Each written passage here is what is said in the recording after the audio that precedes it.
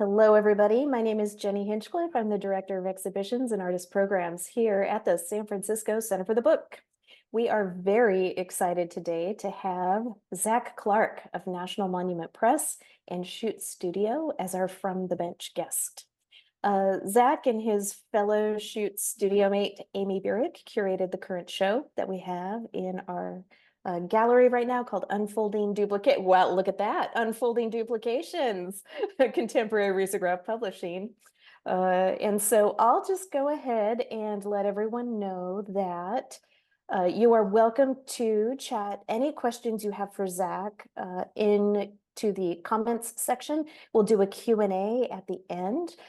Zach has got a slideshow for us today. He'll do a little studio tour, and then we will do Q&A.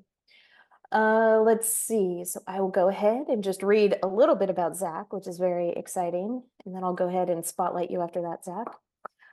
Zach Clark is an Oakland, California-based artist, educator, and publisher. He received his BFA from the University of Illinois, Chicago, and an MFA from University of California, Davis. His work is rooted in locational memory and is based in the intersection of printmaking, photography, and publication. He publishes as National Monument Press, a publishing project focused on supporting uniquely American stories through small edition printed matter and curatorial projects, completed largely through collaboration with other artists. He is one half of Chute Studio, an Oakland-based Risograph publishing studio, and he is a lecturer at Cal State University East Bay, and has shown, worked, taught, and is in collections across North America, Europe, and Japan. All right, so we're very excited to have Zach today. I'm going to spotlight you for everyone, and you can take it away. Fantastic. I'm going to set up my stopwatch and turn on my do not disturb. Okay, wonderful. Hey, everybody. I'm here inside of Chute Studio at the moment. I'm going to give a brief slide presentation and then a hopefully not terribly chaotic walkthrough of the studio. Interrupt me if you have questions at any time. Or actually, you're going to chat them in and then Jenny's going to interrupt me, I think is how that's going to work. Yeah. So hello. Thanks all for coming. I'm gonna share the presentation. I'm gonna move everybody's faces so I can actually talk about this. Okay, great. I also like to make things make sense, or like to make the room look better. I put the computer on a box that is really not ergonomically pleasing. So if I'm gonna click through things weird. Anyways, I'm Zach Clark. That's me in some trees in Reno at Rattlesnake Mountain or something of that nature. And on the right there is my studio in California, looking cleaner than it is right now, as you'll see when we walk around. So I make books. This is probably the first letterpress book that I made. Definitely the first hardbound book that I made almost 10 years ago or so. And then this is my most recent book of my own. That most of what I publish and what I'm going to talk about today is risograph printing. This book, I think, is pretty representative of the way that my personal work these days, of a lot of film photographic work then through the risograph with text. This is letterpressed. That the text was all done up at In Cahoots in Macy Chadwick's studio, and the reason it was all done here.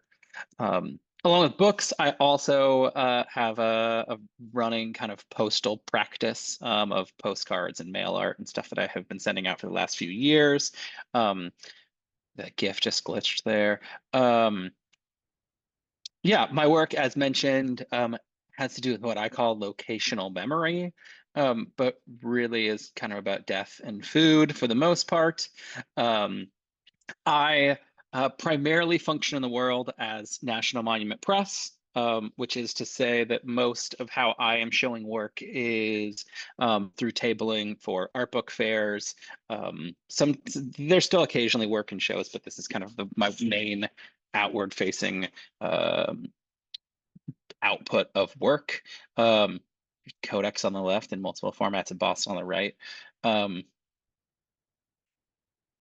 was weird. As mentioned, as Jenny also mentioned, I am a lecturer at Cal State East Bay, where I teach graphic design and printmaking and 2D design when some full-time faculty can't teach it. And I am one half of Chute Studio, which on the left there is Amy Burrick, who is my co-studio manager. I don't know the right way to call it.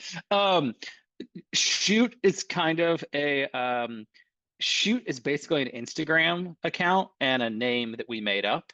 Um, the way that our studio functions seems supernatural to me, but when I talk about it to other people, seems to be a kind of radical idea in that like we aren't really a business. We don't really exist. Shoot is just the name of a place where Amy and I compile money together to both be working on our independent projects, but under a shared name. And thankfully, we have a very symbiotic relationship that has managed to work for both of us. We thankfully got our start because we were given a space, the project space inside of Kala back in 2020, of which we were supposed to move into in March 16th, 2020, and we all know how that goes. We then thankfully were there for a couple of years and now have kind of been moving around until we're in this space now that we'll see a little bit more of, that is in East Oakland, kind of by the Coast Guard Island. It's in a weird place. Here at Shoot, we do a lot of contract printing for other artists, or also wedding invites or kind of any sort of contract printing you might need. It's almost entirely risograph printing in here. We both, Amy and I, do some letterpress, but it's not usually part of what we're doing as contract work. We also run workshops. At the moment, we don't have any schedule, but especially we're doing a lot of online workshops during COVID. And I really like doing these sort of collaborative workshops with teams and classes that are really publication based, like this one here that was with the San Francisco State printmaking class, this publishing class. We do a little bit of curating. This is one of the first things that we curated for one of the Kala auctions, that is a portfolio of artists working with Risograph. And then, of course, we have done some recent publishing, which is why I'm here today, and you are here today, Unfolding Duplications, running through October 6th at the San Francisco Center for the Book. Go see it. It's great. I'll meet you there. If you are here and have no idea what risograph printing is, that's totally fine.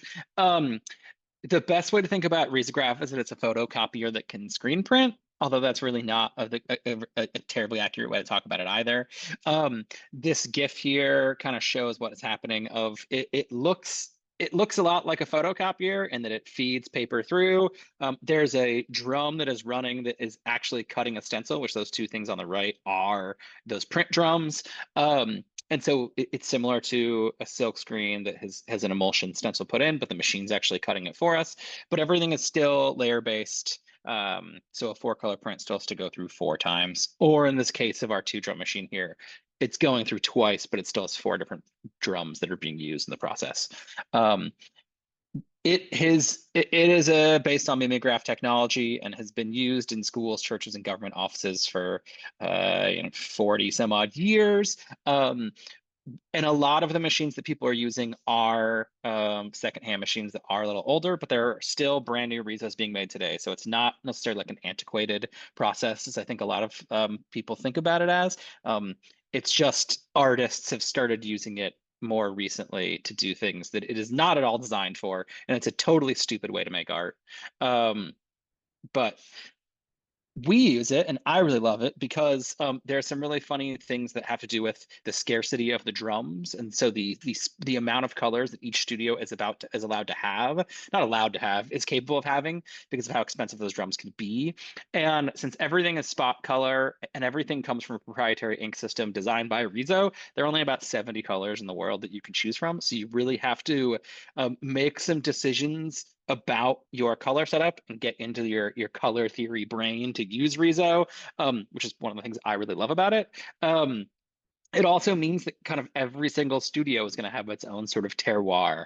And so if like the 15 like studios in the Bay Area all printed the same image as a four color image, they're all going to look different because we're all going to have a different blue or a different yellow, or in the case of us, we don't run black on our photo machine. We run this color called midnight that is like a really, really dark midnight that simulates as black when it's in a group. But because of that, like we're always going to have a different kind of look. And so I really like that. Um, Also, Rezo is a thing that you shouldn't make one copy of. You shouldn't make 25 copies of. Like, in my opinion, like 50 is where you should be starting. And so because of that, Rezo is a medium of which plenty is an essential aspect of it, which means providing community, which means making it accessible. But it also means that there is a ton of waste involved. But that's also true for like any of us who work in printmaking or books or art or participate in capitalism.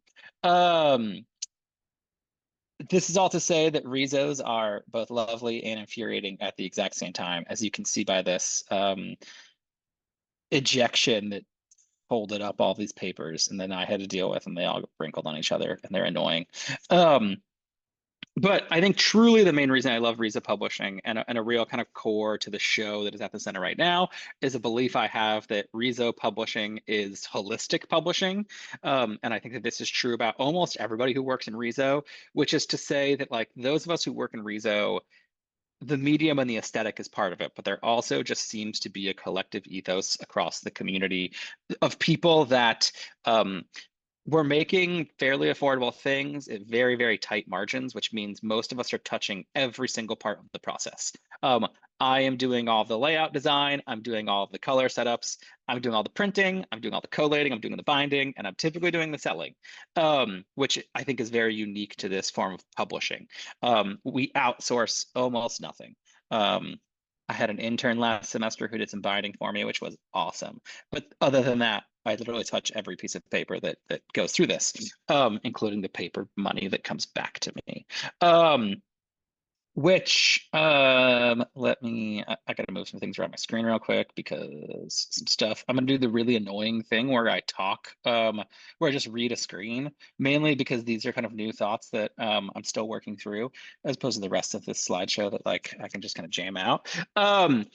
And I think these all kind of go along with part of the reasons I really love Riso Publishing, which is to say that to work in publishing is to work within an existing economy. Many of us are romantic about the book as an object, but the idea of a book in its contemporary form as a symbol for the democratization of ideas cannot be separated from the economies and modes of capitalism that have allowed for its proliferation. There's like a central conundrum to book artists, in my opinion. Making books requires funds for supplies and equipments, as well as the acceptance of being an active participant in the consumption and depletion of natural resources. Because of this, art publishing should diverge from most other forms of studio practices, I believe, in which making work is the most important act, and rather being intentional and, dare I say, strategic discernment around approaches to making books should be integral to one's practice. The silver lining to all this, though, is that if done correctly, efficiently, and ethically, publishing is a medium which artists can make real money. Not Jeff Koons money, but this will pay the studio rent this month money, which I think is not nothing and should never be treated as such. Uh, a couple other final thoughts that are really kind of specific to art, like art books as opposed to book arts. Luckily, a significant number of artist publishers seem to have come from the field from other DIY communities or completely outside of the art world, which seems to dilute many of the most toxic aspects of money and competition that can exist within the art world and cultures of art fairs, allowing for community that is capable of embracing generosity, as well as the recognition that much of the labor that goes into publishing is highly specialized and often very physical and blue collar. Some quick transparency about my model that is kind of currently in the form of changing. I pay for everything up front. Most books cost around 300 to 800 for the edition to be made, which is doable because I own the equipment. If you were to pay me to make most of these books, like outsourcing it, like it would cost a lot more.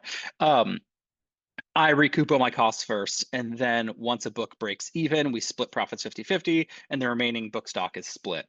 Historically, it's been 50-50, but I'm starting to do more distribution, so I'm rethinking about how exactly that breakdown is going to work. Um, so there's that. Some like quick kind of history to how I got here. I was a photographer in high school and I started making books in high school, but also as the editor of my high school newspaper, which I think is actually the real like kind of core moment of why I publish now.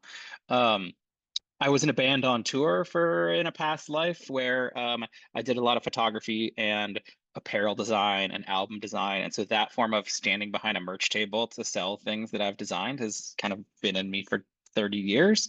Um, I also had a sad short stint of designing catalogs for sports apparel companies. Well, also had my practice for quite a few years was running this online arts magazine that was both a curatorial and a publishing practice that I did with friends that we didn't call it either of those things. It was just like a weird thing that we did and put out there for people. Um, Within that same time, I've been making books that started out as screen printing in some sort of digital realm. It was a lot within a geometric abstraction space. Um, and then I really started to go back to photos and be playing with words and text or image and text. Um, then is really kind of where I fell into what these books ended up being. They ended up kind of moving into a risograph, a photograph, a text-based space. This is a lot. These two books are my thesis work from UC Davis. Um, and this is, as I mentioned, sometimes it is still shown with some wall work and some pieces. But I didn't want to just be making work for myself. And so from that became National Monument Press, which was mentioned earlier, is a project focused on supporting the investigation and documentation of uniquely American stories.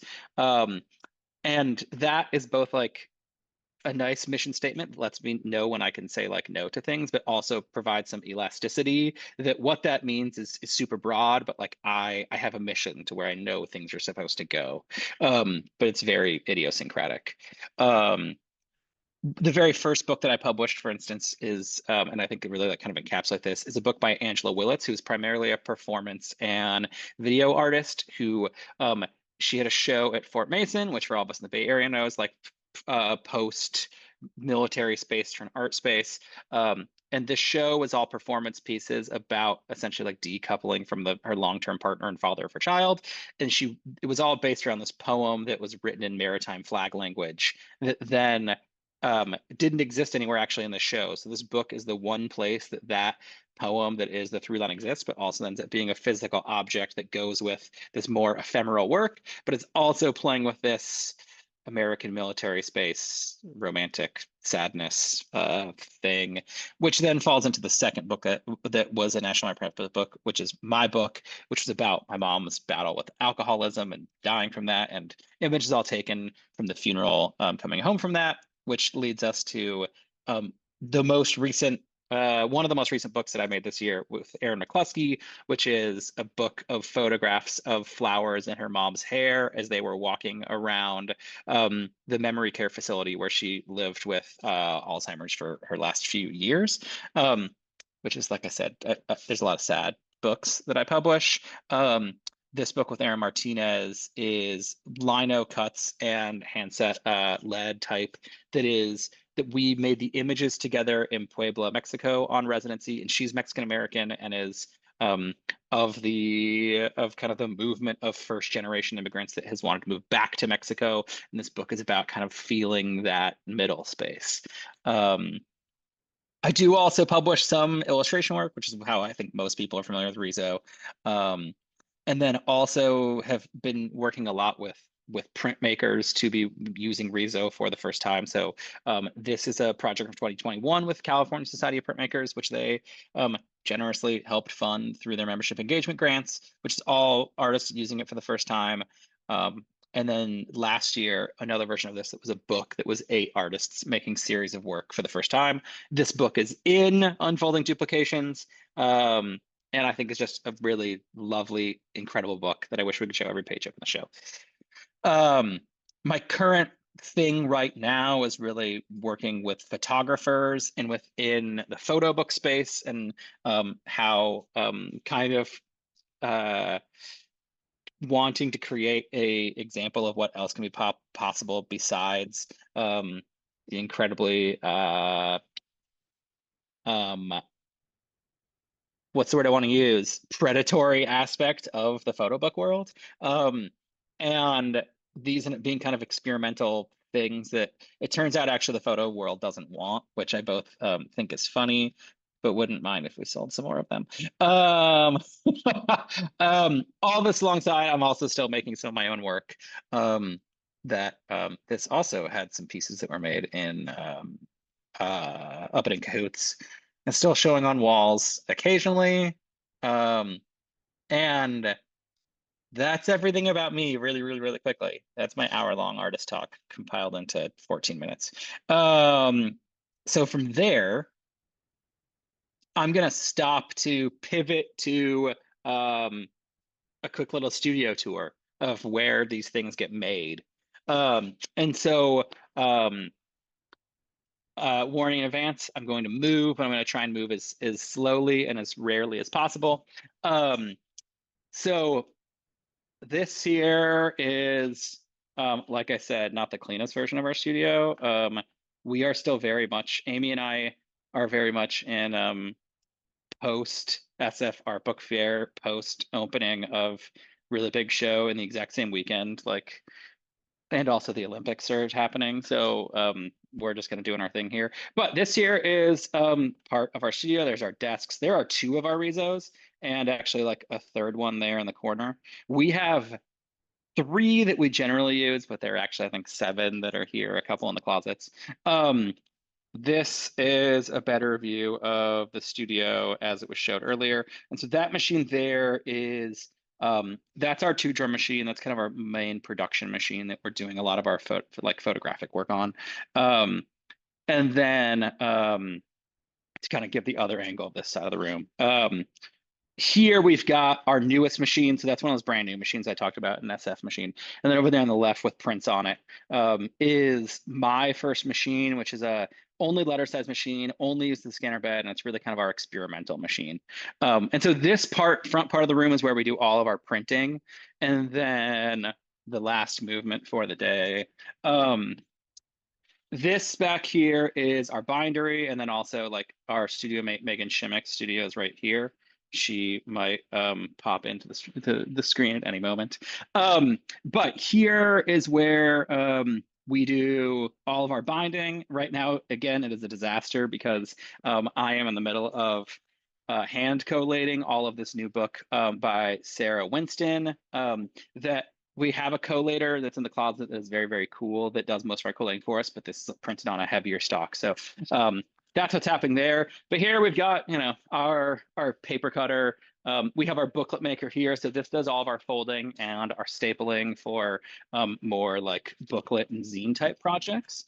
And then over here, we've got a Singer 711 industrial sewing machine, which is how we do all of the binding that is like of this style. That is, of course, like that light's not turned on great. That is that kind of sewn binding that was on some of the books that I showed during the talk. And so we can also do coil binding like we showed, and we can do wire binding as well, which we don't do as much of, so I don't have that around at the moment. But yeah, that is the studio with just a couple minutes left for questions, although I can hang out for however long. Yeah, if anybody has any questions, you can go ahead and unmute yourself. And also, thank you, Zach, for that not only great slideshow, but just like your thoughts on artist book publishing in general, the small press life, and for touring us around your studio. Anyone My have pleasure. questions? Because I have a couple, but I'd love to let people in the audience go first. I have a question. I'll turn on I'm a little embarrassed because I'm in my laundry room slash ceramic studio, but not sure what's in the background. Hi Zach. Hey, Paula. I wondered, you had mentioned that the photo book world was not like ready or interested for like the Rizzo photography books. I wondered if you had thoughts about why that is. Because I think the photo book world is intentionally exclusionary to inflate their own prices and maintain an industry that is extractive and predatory. And they are actively not interested in a more accessible field. Is my personal Okay. opinion. Oh, I don't I know if don't, that's what they I would think say. I was, Um, yeah, right. Yeah. because for I mean, a lot of the photo book world, especially, your hardcover monographs, like most artists are having to pay the publisher tens of thousands of Right. dollars to have their book published. And I think that there's Right. like an incentivized industry to make it exclusionary. Okay. I think there's also a certain like fetishization of photo books that is weird. Um, like I think a prime example of this is there's this book. Let me grab a copy. Um, this is a bad copy, but there's this book pole work that I made with Anna Roddy a few years ago that is all photos of San Francisco elections workers. And we charged $25 for this book. There is a photo bookstore in Santa Fe that I should know the name of that um, Anna like is collegial with. They really love this book, but they told her they couldn't sell it because that was too cheap for any book they were going to sell. Yet they called the Getty and told the Getty, you need to buy this book. So because of this store that won't carry our book because of the price point, it's in the Getty's library. Like, which is just such a like funny thing. Um, yeah, I think Do, to maybe oh go ahead.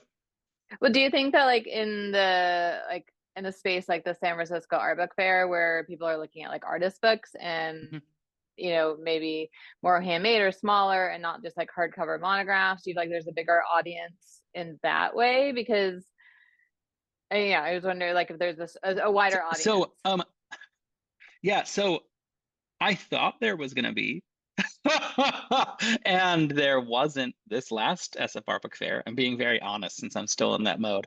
Um, which if I'm gonna also if I'm gonna like be more serious about your question also, I think part of it is that, and what I've really learned in this series of working with all these photographers, I think that because also part of why I wanted to make this photo book series was to help me figure out selfishly why I don't consider myself a photographer, even though everything I do is lens based to begin with.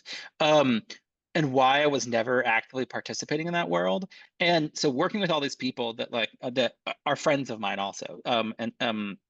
So that has allowed me to be more candid about all of this than I might be otherwise.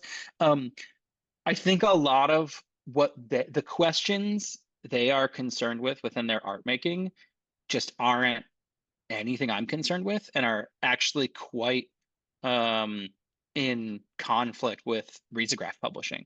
And which is to say, I think a lot of even the more experimental photographers that I work with, they're used to being able to like really dial in that exact 92% gray of the All right. sky. So I was wondering like aesthetically, not a fit. Yeah, Yeah. and so I think there's also there part of Rezo, and I think printmaking in general is like a lot of control you have to give up.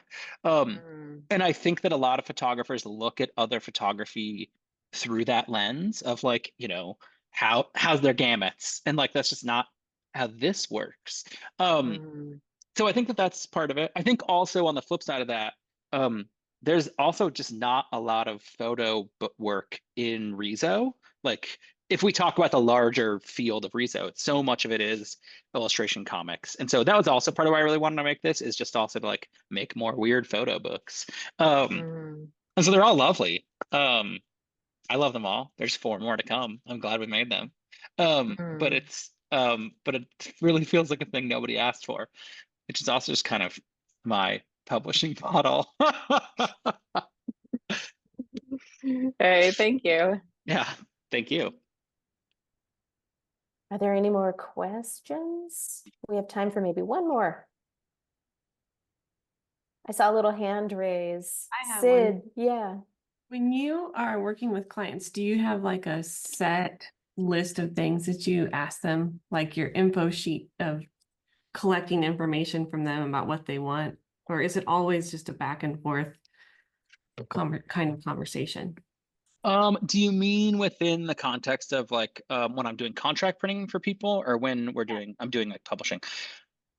I'm the worst person to ask this question. It's all email and it mostly lives in my head. And like I hopefully remember to invoice you once the work's all done.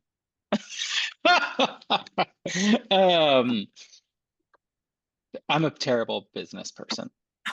That's totally, Uh, I just, yeah, which I feel like there are a lot of people who make like really amazing like job like sheets. Um, I've never been one of those people. There's a lot of weird emails. And to chagrin of a couple of people I'm working with right now, I kind of avoid Zoom meetings. I want everything to be on email, so we have that paper trail. Yeah, that probably wasn't a good answer to your question. that's totally fine. Thank you. Yeah. All right. Well, on that note, we'll go ahead. We'll wrap up. What I will say is that if you come to visit the show, Zach and Amy, it was very important to them that they make a point to have every book that's exhibited in a case also available at a reading table in the gallery. So you can actually page through all of the work in the show, see it for yourself, experience it. So I would definitely encourage everyone to do that if you're local and you can, because it is really fantastic to see the wide range of work that's happening in the Riso world today. So next month's guest, we're going to have Molly Mang in September. She is an instructor here at SFCB, but she is also a well-known collage artist, book artist. She works a lot with fabric, textile, and fiber on paper. So if that sounds interesting to you, go ahead. You'll be able to register soon for that. And the recording for this particular session should be up in about another week and a half. So if you jumped in late, or there was something you missed, you can always view the recording on Vimeo. So thank you, Zach, so much. It's been a pleasure. And thank Yeah. you everyone for joining us today. Thanks so much. Yeah, and I can also keep hanging out here if anyone has any other questions. So yeah. Nice. But if not, that's also totally fine. We can all go on with our day. Get back to the Olympics. All right, cool. Thank you, everybody. And we'll see you online. Thank you, Zach. Clapping for you. Thanks, y'all.